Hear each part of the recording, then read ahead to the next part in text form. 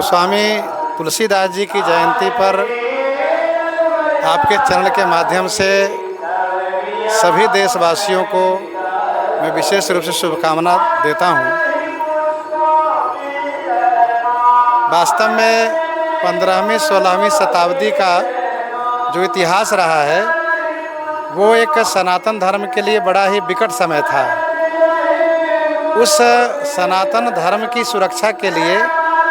भगवान श्री सीताराम जी की कृपा से आदि कवि महर्षि श्री वाल्मीकि जी महाराज संत श्री तुलसीदास जी के रूप में राजापुर में जमुना जी के तट पर अवतार धारण किए, जन्म लिए और उन्होंने स्वामी श्री नरहरियानंद जी महाराज की कृपा प्राप्त करके श्री धाम अयोध्या जी में ही भगवान श्री विश्वनाथ शंकर जी की आज्ञा से श्रीमद् रामचरितमानस जी की रचना प्रारंभ किया, जो अयोध्या जी का प्रमुख स्थान है तुलसी चौराहा, जहाँ पर कि उनके नाम से तुलसी स्मारक भवन भी बना हुआ है, जहाँ आज भी नित्य श्री राम लीला श्रीमद् रामचरितमानस जी के आधार पर ही होती है।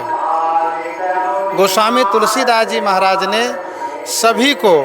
एक प्रेम सूत्र में पिरोने के लिए प्रयास किया। उन्होंने ये कहा कि देखो भाई, भगवान श्री राम जी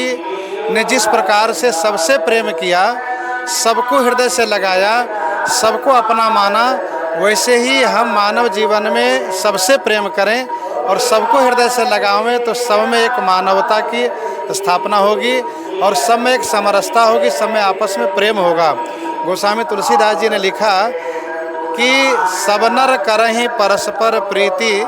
चलहि स्वधर्म निरत श्रुति रीति। वर्तमान में आवश्यकता है कि सभी मनुष्य अपने कर्तव्य का पालन करते हुए एक दूसरे के प्रति हमदर्दी हो, एक दूसरे के प्रति सहानुभूति रखें और सबके प्रति प्रेम की भावना रखें। साथ साथ जो सनातन धर्म के विरुद्ध जाते हो अथवा जो एक संस्कृति के विरुद्ध जाते हो, तो ऐसे लोगों को शासन प्रशासन द्वारा तथा जैसा हो सके उनको एक सामाजिक जो एक न्याय दंड की व्यवस्था है उसके आधार से उनको दंडित कराया जाए, जिससे कि वो सामाजिक समरसता को बिगाड़ न पावें। तो गोस्वामी तुलसीदास जी महाराज की आज 1527वीं जयंती तिथि है। यह हमारे श्रीमद् रामचरितमानस विद्यापीठ, यहाँ पर प्रतिवर्ष हम लोग गोस्वामी तुलसीदास जी की जयंती मनाते हैं और यहाँ पर नित्य गोस्वामी तुलसीदास जी महाराज द्वारा विरचित 12 ग्रंथों के द्वारा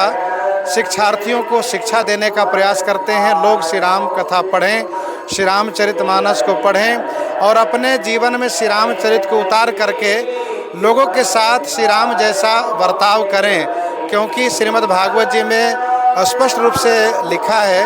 कि भगवान का अवतरण होता है मनुष्यों को सुधारने के लिए, संवारने के लिए। मर्त्या अवतारस्तु मर्त्य शिक्षणम रक्षो बधाइव न केवलम विभो। तो मनुष्य को एक सन्मार्ग पर लाने के लिए, एक रावण की उस समय में संस्कृति थी, रावण का अत्याचार था, लोगों की मानवता समाप्त हो गई थी, लोगों में एक सनातन धर्म के प्रति निष्ठा नहीं रह गई थी। तो भगवान श्री राम जी ने उस दुष्ट को पहले समाप्त किया और इसके बाद उन्होंने 11,000 वर्ष तक राज्य करके और उसी माध्यम से लोगों में एक विशेष रूप से प्रेम की स्थापना की। तो हमारे आपके जीवन में प्रेम की स्थापना हो, सबके प्रति दया भाव हो, करुणा भाव हो, प्रेम भाव हो, यही गोस्वामी तुलसीदास जी ने शिक्षा दी है। गोस्वामी जी ने किसी का कोई विरोध नहीं किया, किसी के लिए कोई नफरत वाली बात नहीं की। जो लोग रामचरितमानस को नहीं समझते, गोस्वामी तुलसीदास जी को नहीं समझते हैं, वो कुछ लोग अपने निजी स्वार्थ को साधने के लिए ये कह देते हैं गोस्वामी जी ने किसी एक वर्ग विशेष की आलोचना की है, किसी पर टीका टिप्पणी की है। लेकिन मैं उनसे अवश्य कहूँगा कि वे श्री रामचरितमानस को समझें और गोस्वामी तुलसीदास जी के भाव को समझें, तो उनको बात समझ में आ जाएगी कि गोस्वामी तुलसीदास जी ने किसी का विरोध नहीं किया है, बल्कि सबको एक प्रेम सूत्र में पिरोने का प्रयास किया है। जी हाँ, आप लोगों ने देखा अभी हमारे साथ कमलादास रामायणी जी जुड़े हुए थे, जो गोस्वामी